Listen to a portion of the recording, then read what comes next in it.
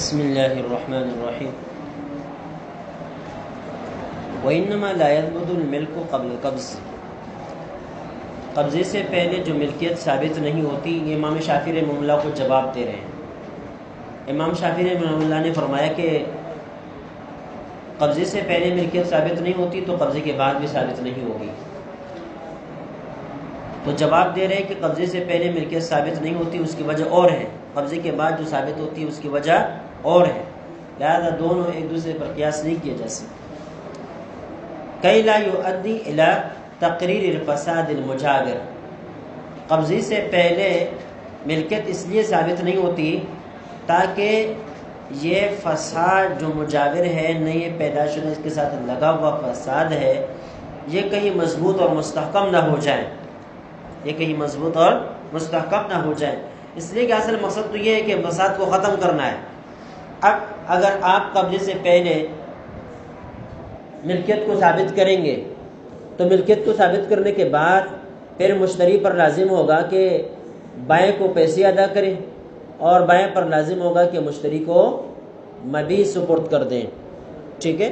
جبکہ اصل حکم یہاں پر یہ ہے کہ عقد کو فسخ کر کے ہر کوئی اپنی اپنی چیز واپس لے لے، اور یہاں دی جا رہی، تو یہاں عقد کے اندر گویا کہ استحکام آتا ہے، اس وجہ سے یہ درست نہیں ہوگا۔ اذ واجب الرفع بالاسترداد، جبکہ یہ تو واجب الرفع ہے، یعنی اس عقد کو ختم کرنا واجب ہے، بالاسترداد، واپسی کرا کر، دو طرفہ ہر ایک اپنی اپنی چیز دوسرے سے واپس مانگ کر عقد کو فسخ کر دیں۔ فبالامتناع عن المطالبۃ اولا، امتناع رکنا، عن المطالبۃ مطالبے سے، اولا بدرجہ اولا امتناع عن المطالبہ کے ذریعے سے اس عقد کو فسخ کرنا بدرجہ اولا بہتر ہوگا۔ سمجھ گئے بھائی؟ دیکھیں، عقد قبضے کے بعد واجب الفسخ ہے، واجب الرفع ہے، ختم کرنا لازمی ہے۔ تو فبالامتناع، امتناع یعنی ایک دوسرے کو چیز دینے سے روکنا، اس کے ذریعے سے عقد کو ختم کرنا اولا، زیادہ اولا ہوگا۔ بھائی دینے کے بعد واپس مانگ رہے ہیں نا، تو بہتر یہ نہیں کہ دے ہی نہ، سمجھ گئے؟ لہذا دونوں باتوں میں واضح فرق ہے، اس بنا پر ایک دوسرے پر قیاس نہیں کیے جا سکتے۔ نمبر 2، وَلِأَنَّ الثَّوْبَ قَدْ ضَعُفَ، دوسری بات یہ کہ یہاں ملکیت کا جو سبب ہے نا وہ کمزور ہے، کیونکہ فساد آ گئی ہے، فساد کی وجہ سے اب بائع ثمن کا اور مشتری مبیع کا مالک نہیں بنا، لمکان اقترانہ بالقبیح، اس لیے کہ یہ عقد قبیح کے ساتھ مقترن ہو چکا، یعنی ایک فساد کے ساتھ مقترن ہو چکا، اس فساد نے اس عقد کے اندر کمزوری پیدا کر دی، ملکیت کے اندر کیا پیدا کر دی؟ کمزوری پیدا کر دی، عقد کے اندر کمزوری پیدا کر دی۔ فَيَشْتَرِطُ اعْتِزَازُهُ بِالْقَبْضِ فِي إِفَادَةِ الْحُكْمِ، لہذا اس عقد کی کمزوری ختم ہوگی تو اس کے لیے کیا کرنا پڑے گا؟ فَيَشْتَرِطُ اعْتِزَازُهُ، اس کو قوت دینا شرط ہوگا، بالقبض، قبض کی صورت میں، فی افادۃ الحکم، تاکہ یہ حکم کا فائدہ دے سکے۔ مطلب یہ ہے کہ یہ ضعیف قسم کا عقد ہے، اس کے ذریعے سے ملکیت ثابت نہیں ہوتی۔ اب ملکیت ثابت ہوگی تو تب ہوگی جب قبضہ پایا جائے، جب کیا پایا جائے؟ قبضہ پایا جائے، تو قبضے کے ذریعے سے ہم اس کو قوت دیں گے، بمنزلۃ الہبہ، جیسے کہ ہبہ کا مسئلہ ہوتا ہے، ہبہ میں ایجاب و قبول ہو گئے لیکن ہبہ تام نہیں ہوتا، وَتَتِمُّ بِالْقَبْضِ، ہبہ قبضی کی صورت میں تام ہوتا ہے، ٹھیک ہے؟ اسی طرح یا عقد فاسد میں ملکیت جب آتی ہے تو قبضے کے بعد آتی ہے، قبضے سے پہلے نہیں آتی۔ وَالْمَيْتَةُ لَيْسَتْ بِمَالٍ فَانْعَدَمَ الرُّكْنُ، میتہ تو وہ سرے سے مال ہے ہی نہیں، لہذا مبادلۃ المال بالمال نہیں پایا جا رہا، تو وہاں پر بے باطل ہوگی۔ وَلَوْ كَانَ الْخَمْرُ مُسَمَّنًا فَقَدْ خَرَّجْنَاهُ وَشَيْءٌ آخر، اگر شراب کو مبیع بنا لیا جائے فقد خرجناه، تو ہم نے پہلے اس کو ذکر کر دیا ہے کہ باطل ہوگا۔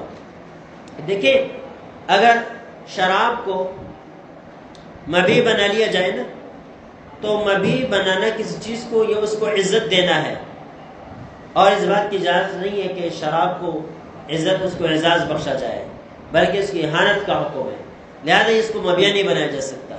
لیکن اگر شراب کو ثمن بنا لیا جائے، یعنی شراب کے بدلے میں کپڑا خریدا جائے، تو اس صورت میں بے باطل نہیں ہوگی، فاسد ہوگی، اور کپڑے کی قیمت دینی پڑے گی۔ اب یہاں پر بتا رہے ہیں کہ اگر ایک طرف شراب ہے، دوسری طرف پیسے ہیں، نقدی ہے، تو نقدی کا ثمن ہونا تو پہلے سے متعین ہے، لہذا یہاں پر شراب مبیح بنے گی، مسمن بنے گی۔ کیا بنے گی؟ مبیح کو مسمن بھی کہتے ہیں۔ کیا کہتے ہیں؟ مسمن بھی کہتے ہیں۔ تو یہ بے درست نہ ہوگی بلکہ باطل ہوگی۔ وشیء آخر، اور وہاں ایک اور چیز بھی ہم نے ذکر کر دی تھی کہ وہ یہ کہ جو قیمت ہوتی ہے نا، وہ ثمن تو بن سکتی ہے لیکن مسمن نہیں بن سکتی۔ یعنی اگر شراب کے بدلے میں آپ نے کپڑے کو خریدا لیکن الٹا کہا میں آپ کو کپڑا دوں گا، آپ مجھے شراب دے دیں، تو گویا کہ آپ نے کپڑا کو ثمن بنا لیا اور شراب کو آپ نے مبیح بنا لیا۔ لیکن پھر بھی ہم کیا کریں گے؟ یار بے کو فاسد کہیں گے، باطل نہیں کہیں گے، ہم یہ کہیں گے کہ یہاں ہم اس شراب کو مبیح نہیں بناتے بلکہ ثمن بناتے ہیں۔ اور چونکہ پھر شراب جب ثمن بن جائے تو شراب کا لینا دینا مسلمان کے لیے درست نہیں ہے، لہذا اب یہاں کپڑے کی قیمت دینی ہوگی۔ کیا دینی ہوگی؟ جبکہ یہاں پر مسئلہ کیا ہے؟ یہاں پر مسئلہ یہ ہے کہ ایک طرف شراب، دوسری طرف سے پیسے، تو پیسے تو پہلے سے ثمن ہونے کے لیے متعین ہے، لہذا اب شراب ثمن قرار نہیں دیا جا سکتا، نہیں دی جا سکتی، لہذا یہاں پر کیا ہوگا؟ بے باطل ہوگی۔ وَهُوَ أَنَّ فِي الْخَمْرِ الْوَاجِبُ هُوَ الْقِيمَةُ، کہ خمر کے اندر کیا لازم آتا ہے؟ قیمت دینا لازم آتا ہے۔ وَهِيَ تَصْلَحُ ثَمَنًا لَا مُثَمَّنًا، یہ اس صورت میں ہو سکتا ہے کہ یہ ثمن بنا دیا جائے، لا مثمنا، اس کو مبیح نہ بنایا جائے، اس کو مبیح نہ بنایا جائے۔ سمجھ گئے اس بات کو؟ ثم شرط ان يكون القبض باذن البائع، پھر امام قدوری رحمہ اللہ نے ایک اور شرط لگائی، اذا قبض المشتری المبيع في البيع الفاسد بامر البائع، امر بائع کی شرط لگائی، یعنی قبضہ بائع کی اجازت سے ہو ورنہ نہیں۔ وہ ظاہر، کہتے ہیں ظاہر الروایہ قول یہی ہے، الا انه يكتفى به دلالة، البتہ قبضہ کی پھر امر بائع کی نہیں، اذن بائع کی پھر دو صورتیں ہیں۔ اذن بائع صراحتاً ہو، زبان سے کہہ دے کہ بھئی میری طرف سے اجازت ہے، آپ یہ چیز اٹھا کے لے جائیں، اور دوسرے قسم ہے دلالتاً۔ دلالتاً کا مطلب ہے کہ وہ زبان سے تو نہ کہے کہ آپ لے جائیں، میری طرف سے آپ کو اجازت ہے کہ آپ اس کے اوپر قبضہ کر لیں، البتہ وہ چیز سامنے رکھی ہوئی ہے اور مشتری نے وہ چیز بائیں کی موجودگی میں اس کے سامنے سے اٹھائی اور اس کے اوپر قبضہ کر لیا، تو یہ دلالتاً اجازت ہے، یہ دلالتاً اجازت ہے۔ تو کہتے ہیں یہاں صراحتاً اجازت بھی قبول ہے اور دلالتاً اجازت بھی قبول ہے۔ کما اذا قبضوا فی مجلس العقد استحسانا، جیسے کہ مجلس عقد کے اندر اس کے اوپر قبضہ کر لے تو یہ استحسانا یہ درست ہوگا۔ وہ صحیح، یہی قول درست اور صحیح ہے۔ اس سے پتہ چلا کہ اس کے مد مقابل کوئی دوسرا قول بھی ہے، وہ صاحب النزاع کا قول ہے۔ وہ کہتے ہیں کہ مشہور یہ ہے کہ جب تک صراحتاً اجازت نہ دی جائے تو دلالتاً اجازت سے مشتری مبیح کے اوپر قابض ہو کر اس کا مالک نہیں بنے گا، قبضہ کی وجہ سے کیا نہیں بنے گا۔ لیکن حضرت فرماتے ہیں کہ استحساناً صحیح یہی ہے کہ جب دلالتاً بھی اجازت پائی جائے اور وہ قبضہ کر لے تو درست ہوگا۔ لأن البيع تسلیط منہ علی القبض، اس لیے کہ یہ بائع کی طرف سے مشتری کو مسلط کر دینا ہے علی القبض، کس کے اوپر؟ بھائی جب اجاب و قبول کر دیا نا، عقد کر دیا، تو گویا کہ بائع نے مشتری کو اس بات پر قدرت دی اس کو مسلط کر دیا کہ آپ اس مبی کے اوپر قبضہ بھی کر سکتے ہیں، اور اس نے کر دیا۔ فإذا قبضه بحضرته قبل الافتراق ولم ينهه كان بحكم التسلیط السابق۔ لہذا جب مشتری نے مبی کے اوپر قبضہ کیا بحضرت ہی بائیں کی موجودگی میں قبل الافتراق مجلس عقد ختم ہونے اور ایک دوسرے سے جدا ہونے سے پہلے ولم ينهه اور بائع نے مشتری کو منع نہیں کیا کان بحکم التسلیط السابق تو یہ جو قبضہ ہوگا یہ تسلیط سابق کے حکم کے مطابق ہوگا۔ گویا کہ جس وقت ایجاب و قبول کر رہے تھے اس وقت بائع نے مشتری کو قدرت دے دی، تسلط دے دیا تھا کہ آپ کیا کر سکتے ہیں، قبضہ کر سکتے ہیں۔ اب جب اس نے مجلس کے اندر قبضہ کر لیا، اگرچہ بائع نے صراحتاً یا اجازت نہیں دی لیکن اس کے سامنے یہ سب کچھ ہو گیا تو یہ اس کی طرف سے اجازت ہے۔ وقت القبض فی الحبہ فی مجلس العقد یصح استحسانا، اسی طرح حبہ کے اندر بھی مجلس عقد کے اندر قبضہ کیا جائے تو استحسانا درست ہوتا ہے۔ کیا مطلب ہے؟ ایک چیز ایک آدمی نے آپ کو حبہ کر دی اور ابھی تک آپ مجلس کے اندر بیٹھے ہوئے ہیں، 5 منٹ گزر چکے، 10 منٹ گزر چکے، ٹھیک ہے، ابھی مجلس کے اندر آپ بیٹھے ہوئے ہیں، اٹھے نہیں ہیں، اور 10 منٹ بعد، 6 منٹ بعد، 5 منٹ بعد آپ نے اس چیز کے اوپر قبضہ کر لیا تو بھی درست، کیونکہ مجلس عقد کے اندر اب تک آپ تشریف فرمائے ہیں اور آپ کی موجودگی میں موہوم چیز کے اوپر قبضہ کیا جا رہا ہے تو یہ موہوم چیز کے اوپر یہ جو قبضہ ہے یہ قبضہ درست تصور کیا جائے گا۔ تو اس طرح یہاں پر بھی وَشَرَطَ أَن يَكُونَ فِي الْعَقْدِ عِوَضَانِ، امام قدوری رحمہ اللہ نے دوسری شرط یہ لگائی تھی کہ عقد کے اندر دو طرفہ عوض ہو، دو طرفہ کیا ہو، عوض ہو، کل واحد منہما مال، اور ان عوضوں میں سے ہر ایک مال بھی ہو، لیتحقق رکن البیع، تاکہ رکن بیع متحقق ہو جائے۔ رکن بیع کیا ہے؟ مبادلۃ المال بالمال، ومبادلۃ المال بالمال فیخرج علیہ البیع بالمیتۃ والدم والحر والریح والبیع مع نفی الثمن، کہتے ہیں اسی کے مطابق پھر مردار کی بے، خون کی بے، آزاد کی بے، ہوا کی بے، والبیع مع نفی الثمن، یہ تمام کے تمام چیزوں کا حکم اس سے نکلے گا۔ مبادلۃ المال بالمال ہونا چاہیے، تو میتہ مال ہے نہیں ہے، لہذا مبادلۃ المال بالمال نہیں پایا جا رہا، جب نہیں پایا جا رہا تو بیع بھی درست نہ ہوگی، باطل ہوگی۔ والدم، دم مسفوح، یہ مال ہے نہیں ہے، جب مال نہیں ہے تو مبادلۃ المال بالمال نہ پائے جانے کی وجہ سے عقد باطل ہے۔ عقد کیا ہے؟ باطل ہے۔ آج کل خون بکتا ہے، بکتا ہی نہیں بکتا، انسانوں کا خون بھی بکتا ہے، جانوروں کا خون بھی بکتا ہے۔ تو دم مسفوح آج کل کاروبار بن گیا ہے، اور اس سے جو ہے نا جانوروں کے لیے، خصوصاً مرغوں کے لیے فیڈ تیار کی جاتی ہے تاکہ وہ جلدی بڑھے۔ تو بھائی دم مسفوح سرے سے مال ہے ہی نہیں، لہذا اس کی خرید و فروخت درست نہیں ہے، اس کی خرید و فروخت درست نہیں ہے۔ جو لوگ اس قسم کا کاروبار کرتے ہیں ان کا کاروبار درست نہیں، ٹھیک ہے، ان کا پیسہ درست نہیں۔ اسی طرح آج کل انسانی خون کی بھی بیع ہوتی ہے، تو بھائی ایک بات تو یہ کہ انسانی خون انسان کا جز ہے، اس سے بلا ضرورت کے کسی بھی طرح انتفاع درست نہیں، جائز نہیں، یہاں تک کہ ایک انسان کے بال دوسرے انسان اپنے جسم میں، اپنے سر میں نہیں لگا سکتے، حالانکہ وہ کیا ہے؟ ایک اضافی ہڈیوں غیر حیاتی چیز ہے، لیکن اس سے بھی استمتاع اور انتفاع درست نہیں۔ اسی طرح انسان کے جو دودھ ہے، خواتین کے جو دودھ ہوتا ہے، اور ان کے بھی خرید و فروخت آج کل ہو رہا ہے، لیکن یہ درست اور جائز نہیں۔ بیرون ممالک میں، یوروپ میں جس طرح ہمارے یہاں بلڈ بینک بنے ہوئے، اس طرح کیا ہے؟ دودھ بینک، ملک بینک بھی بنے ہوئے، اور جس طرح ہمارے یہاں خون بکتا ہے اس طرح کیا ہے؟ ان کے یہاں عورتوں کا دودھ بکتا ہے، ٹھیک ہے، تو یہ جائز نہیں ہے۔ اب آئی بات سمجھ؟ ہاں، بر وقت ضرورت ایک انسان کا خون دوسرے انسان کو چھڑایا جا سکتا ہے، لیکن خریدا نہیں جا سکتا، خریدا نہیں جا سکتا۔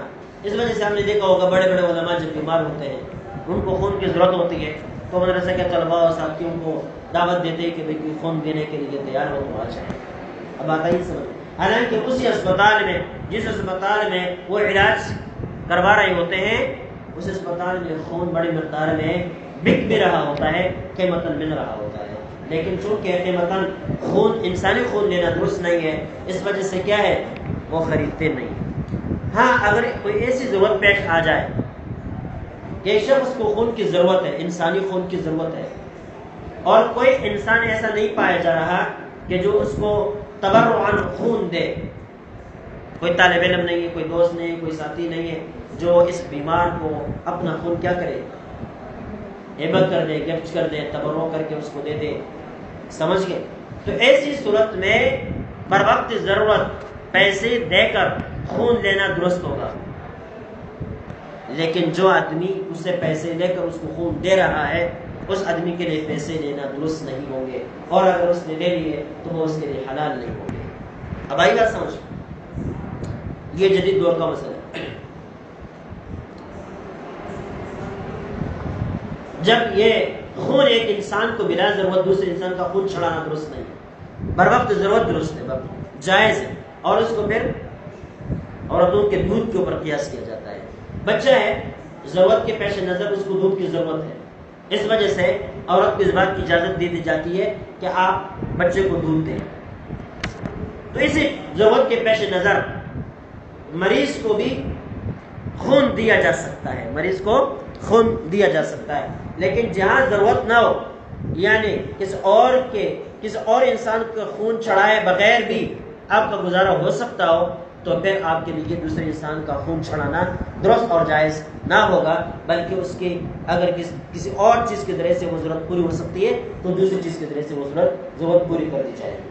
اب آئیے بس سمجھ، جب خون کا یہ مسئلہ ہے تو ایک انسان کے اعضاء دوسرے انسان کے اندر لگا دینا، جس کو اعضاء کی پیوند کاری کہا جاتا ہے، یہ بدرجہ اولا درست نہیں ہوگا، ناجائز اور حرام ہوگا. بہت سارے لوگ کہتے ہیں کہ بھائی یہ تو دوسرے انسان کے کام آنا ہے، ایک انسان کے گردے فیل ہو گئے، اب دوسرے انسان کے گردے لگا دیں گے تو دو گردے، ایک تو عصبی اضافی ہے، دوسرے انسان کے کام آ جائے گا، وہ دوسرے انسان کی زندگی بچ جائے گی. ایک شخص مر رہا ہے اور جو مرنے کے بعد اس کی آنکھیں تو اسے کام آتی نہیں ہے، لہذا اگر وہ کسی کو ہبہ کر دے، اس کی وصیت کر دے، دوسرے انسان کو لگا دیا جائے تو دوسرے انسان جو ہے وہ نابینا سے بینا بن جائے گا. اب آتا ہی سمجھ میں، تو دوسرے انسان کے کام آنا ہے، دوسرے انسان کے کام آنا ہے. درست ہو جانا چاہیے. کیا ہونا چاہیے؟ درست ہونا چاہیے. بھائی بات دراصل یہ ہے کہ یہ جسم جو انسان کے پاس ہے یہ اللہ کی امانت ہے. اس امانت کے اندر کوئی ایسا تصرف جو اللہ کی مرضی کے خلاف ہو درست نہیں. یہی وجہ ہے کہ خودکشی کرنا جائز نہیں، اپنا ہاتھ کاٹنا جائز نہیں. اس جسم کی از خود بے عزتی کرنے کی اجازت نہیں. آپ یہ سمجھ رہے ہیں کہ میں فلاں جگہ جاؤں گا وہاں پر میری بے عزتی ہوگی تو وہاں جانا جائز ہی نہیں، وہاں جانا جائز ہی نہیں. اس وجہ سے وہ بہت سارے کام جو شرعاً اگرچہ جائز ہے لیکن حکومت کے حکم کے اعتبار سے وہ ممنوع ہے، تو دو باتوں کی وجہ سے ہم ان کاموں سے باز رہنا لازمی ہے. ایک یہ کہ حاکم وقت کا حکم ہے، حاکم وقت کا حکم مباح امور سے متعلق ہو تو اس کو ماننا واجب ہے، اس کو ماننا واجب ہے. اس سے اختلاف کرنا، اس کے اوپر عمل نہ کرنا یہ گناہ ہے. جس طرح واجب کو ترک کرنا گناہ ہے، اس طرح اپنے حکمران کا حکم جو مباح امور سے متعلق ہو اس کو نہ ماننا بھی کیا ہے؟ ترک واجب کے زمرے میں آتا ہے، گناہ ہے. ایک. نمبر دو، آپ کو اس بات کا پتہ ہے کہ میں حاکم وقت کے اس قانون کی خلاف ورزی کرتے ہوئے اگر پکڑا جاؤں تو مجھے سزا ملے گی، مجھے میری بے عزتی ہوگی، تو اس بنا پر بھی اپنے آپ کو بے عزتی کے لیے پیش کر دینا یہ بھی درست ہے. اس کی بھی شرح اجازت ہے. اس وجہ سے حاکم وقت کے فیصلوں کے قوانین کی خلاف ورزی کرنا درست ہے. اب آئی بات سمجھ. تو جب یہ انسان کا یہ جسم انسان کے پاس اللہ کی امانت ہے تو کیا ایک شخص کو بہت ہی ضرورت ہو پیسوں کی اور آپ کے پاس کسی اور کی امانت رکھی ہوئی ہے، آپ کسی اور کی امانت اس کو دے سکتے ہیں؟ دیں گے تو وہ دوسرا آدمی آپ کو معاف کرے گا؟ نہیں کرے گا۔ اس طرح دوسرے انسان کو جتنی بھی ضرورت کیوں نہیں ہے، لیکن یہ جسم اللہ کی امانت ہے، آپ پہلے اللہ سے پوچھیں میں اس کو دے دوں یا نہ دے دوں۔ اگر وہ اجازت دے دیتا ہے تو پھر ٹھیک ہے دے دو، لیکن اگر وہ نہیں دیتا تو نہیں دے سکتے آپ۔ اب بات آئی سمجھ میں؟ اب چونکہ اللہ سے پوچھنے کا آپ کے پاس کوئی واسطہ نہیں ہے سوائے شریعت کے، اور شریعت نے منع کر دیا ہے، لہذا اب نئی اجازت آپ اللہ سے لے نہیں سکتے، لہذا اسی اصولوں پر چلتے ہوئے کیا کہیں گے؟ اس کو ناجائز کہیں۔ کیا کہیں گے؟ ناجائز کہیں۔ ایک بات۔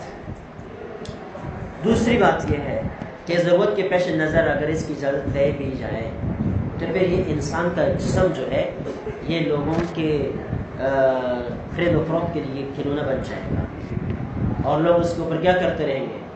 تجربات کرتے رہیں گے۔ یورپی ممالک میں کئی لوگوں نے مجھ سے براہ راست پوچھا کہ وہاں انسانی اعضاء کی خرید و فروخت ایسے ہوتی ہے جیسے کہ ہمارے یہاں بکری کی، گائے کی اعضاء اور اس کے جو ہے گوشت کی خرید و فروخت ہوتی ہے۔ انسانیت کا احترام وہاں باقی نہیں ہے، وہاں انسان ایسا ہی ذبح کر دیا جاتا ہے جیسے کہ ہمارے یہاں گائے بکریاں ذبح کر دی جاتی ہے۔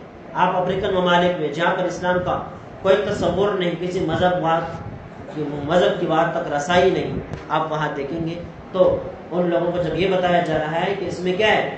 منافع ہے، اس میں تو کیا ہے؟ پیسہ ہے، تو وہ دوسرے انسان کو خون چوسنے کے لیے اور اس کو قتل کرنے کے لیے بھی تیار ہوتا ہے۔ اب آگے بات سمجھ لیں۔ اب اگر ان چیزوں کی اجازت ضرورت کی بنا پر دے دی جائے نا تو اس سے کیا بنے گا؟ انسان کے یہ جو انسانی اقدار ہے یہ محفوظ نہیں رہ سکیں گے۔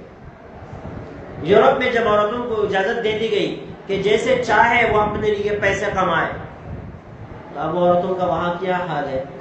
وہ بخانوں میں زندگی گزارتی ہے، ایک ایک عورت بیک وقت کئی مردوں کی حوث اور اس کے جنسی عمل سے گزرتی ہے اور پیسہ کماتی ہے، اس لیے کہ ان کے پاس اس کے علاوہ کوئی دوسرا تصور ہے ہی نہیں، تو وہ اس کام کے لیے بھی تیار ہو گئی۔ اب اس کے پاس جب یہ دودھ بیچنے کے علاوہ کوئی دوسرا راستہ پیسہ کمانے کا نہیں ہوگا تو وہ پھر دودھ بیچیں گی۔ کل یہ دودھ جب مارکیٹ کے اندر عام ہو جائے گا اور عورت یہ سمجھے گی کہ بھائی اب دودھ لینا مارکیٹ کے اندر اتنا عام ہے کہ اب اس کی قیمتیں گر گئی ہیں، تو اب دوسری چیزیں فروخت کرنا شروع کر دیں گی، اس لیے کاروبار تو وہ کر نہیں سکتی، کمزور ہے، بچوں کو پالنا ہے، پڑھا کرنا ہے، یہ کرنا ہے، تو اس کے لیے وہ اور ذلت کے مقام پر جائے گی۔ تو یہ جو انسانی شرافت ہے وہ انسانی شرافت باقی نہیں رہے گی۔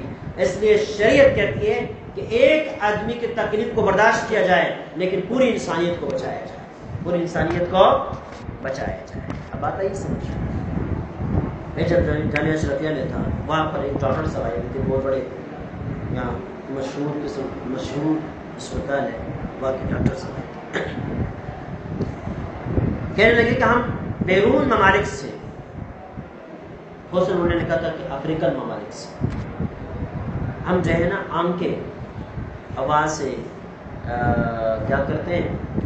امپورٹ کرتے ہیں، درآمد کرتے ہیں، وہاں ملتے ہیں عام طور پر، ہم وہاں سے اس کو خرید کر یہاں اپنے مریضوں کو لگاتے ہیں اور شفا بھی ہوتی ہے، ان کو فائدہ مند ہے۔ اس طرح انسانی اعضاء مختلف ہم وہاں سے امپورٹ کرتے ہیں، درآمد کرتے ہیں اور یہاں جو ہے ان کے ذریعے سے علاج کرتے ہیں۔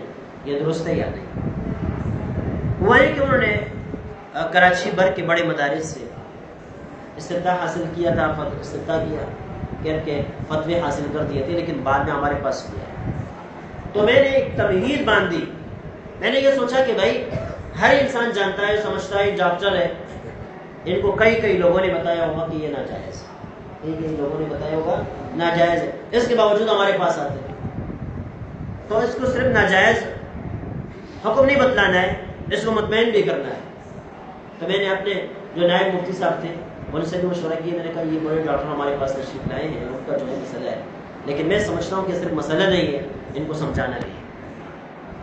تو انہوں نے کہا ٹھیک آپ کہہ رہے ہیں، تو میں نے تمہید باندھی، اور تمہید اتنے عجیب اور غریب ہے، اس وقت اللہ کی فضل سے بس ذہن میں آ گیا، اور ابھی میں سوچ رہا ہوں بہت کہ اس جیسے تمہید پھر میرے ذہن میں آ جائے، لیکن دوبارہ آنے والا نہیں ہے، بننے والے نہیں ہے۔ کبھی کبھی انسان کی زبان پر کسی وقت ایسی باتیں جاری ہو جاتی ہیں، مان میں لاکھوں سوچتا ہے کہ اس جیسی بات میں دوبارہ کروں، لیکن نہیں ہو پاتی، ٹھیک ہے۔ اس طرح تمہید میں نے باندھی۔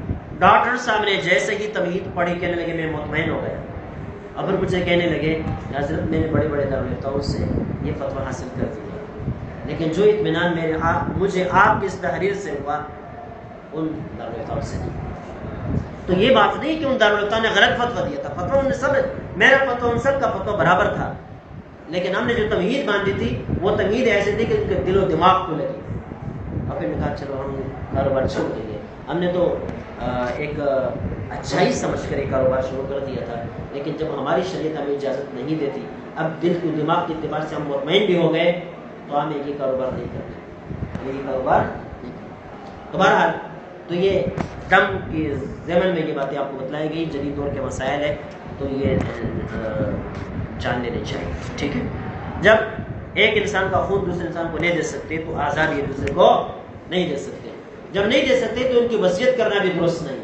بہت سارے لوگ کہتے ہیں میری مرنے کے بعد میری آنکھیں وقف ہے، اس کی وصیت کرتا ہوں کسی کو دے دی جائے، تو یہ درست نہیں ہے، یہ درست نہیں ہے۔ والفور، آپ جس آدمی کی بات کر رہے ہیں وہ مجھے میرے ذہن میں ہے، لیکن میں ان کا نام اس لیے نہیں لیتا کہ یہاں ریکارڈ ہو رہا ہے، ٹھیک ہے۔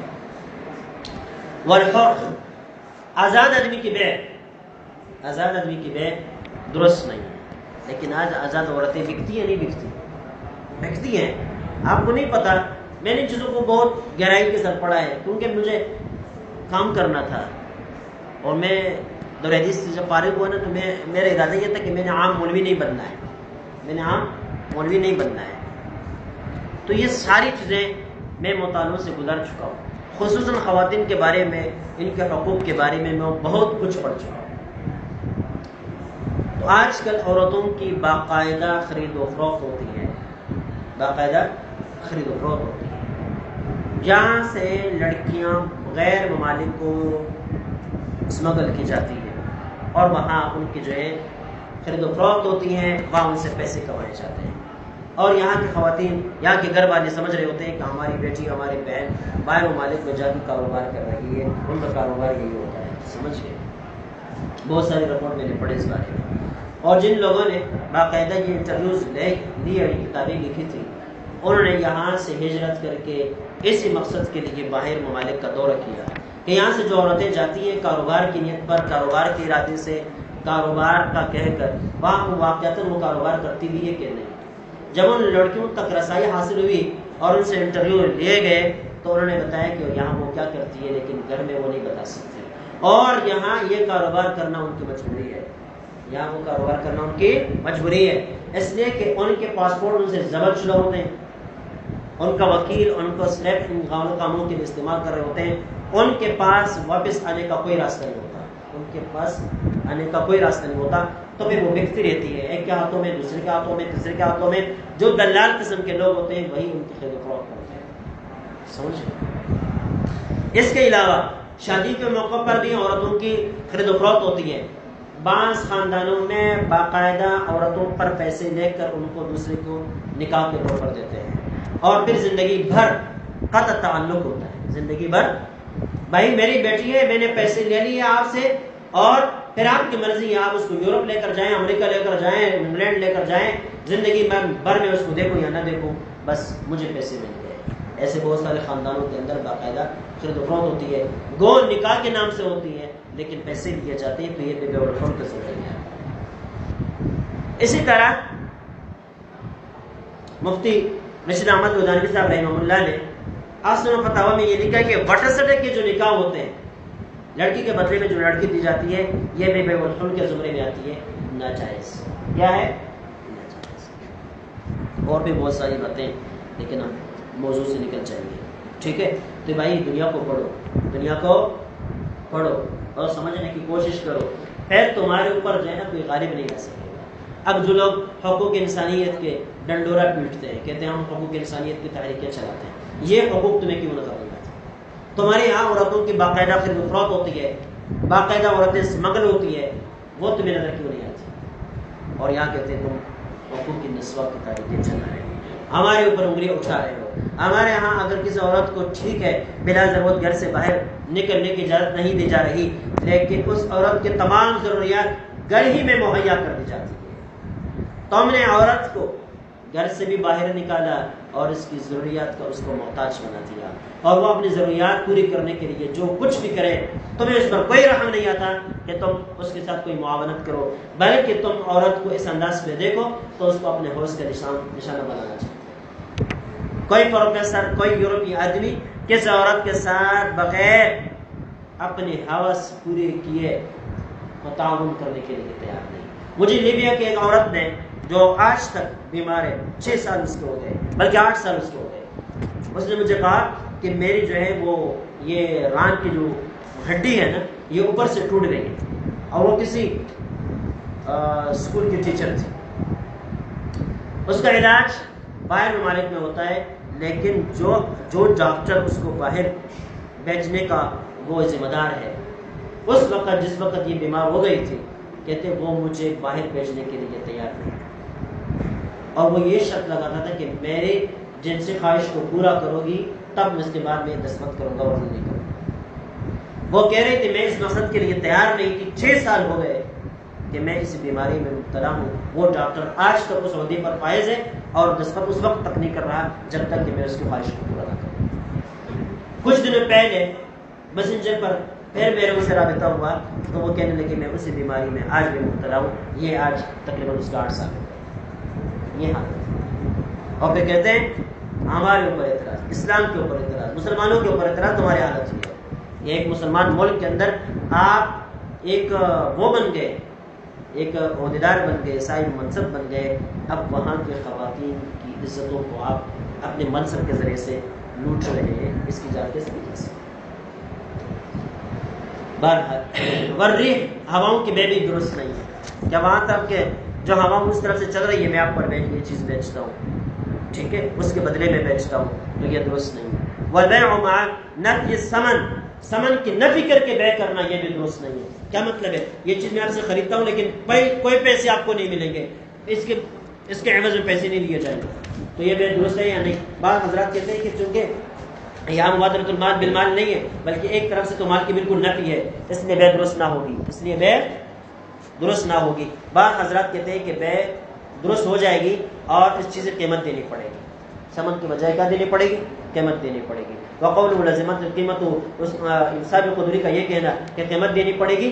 فی ذوات القیم، یہ ان چیزوں کی بات ہے جو ذوات القیم ہے.